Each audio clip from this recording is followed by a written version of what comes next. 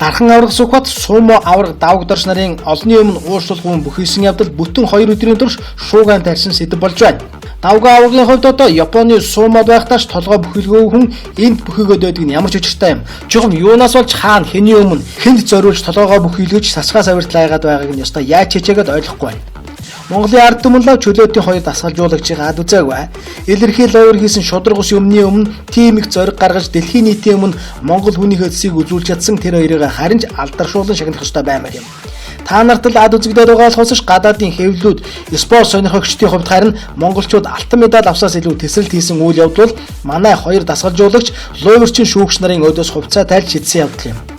Америкт л гэхэд аврах шиг барилдаж монгол шиг тэмцгсэн брэнд хилцэг гараад тэрүүгээр нь бүр бизнес хийгээд эхэлчихсэн байна. Дээрээс нь тэр улсын их хурлын эрхэм гишүүн сухад аврагуул ёстой эсхий хийх газар нохоо эрггүй үлгэр. Хүн амтныг чаддаг юм бол чи миний юм тааж ядах гэж загинсан ч байх шиг.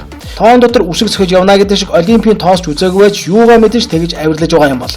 Нутаг усыг нь зарж үрж нууц өрмийг нь ширгэж улс орныг нь самарч ухаан жолоогоо тонн дээрэндэж дээрлгсэн ардчилсан намынхнаас өшөөгөө авахсан ард олны өшөрхөл дээр л Монгол ардын намаас нэр дэвссэн өөрт чинь боломж гарч ирсэн болохоос биш эртээ сайндаач гишүүн болж гишүүн мод шиг өртөөгөө л дээ Сүхбатгай. Дахин хэлэхэд дэлхийд даяар аврах шиг барилдаж монгол шиг тэмцгсэн брэнд үг модонд ороод байна да. Толгоогоо удайлгаж хөлсөө савируулсан аврагуудаа.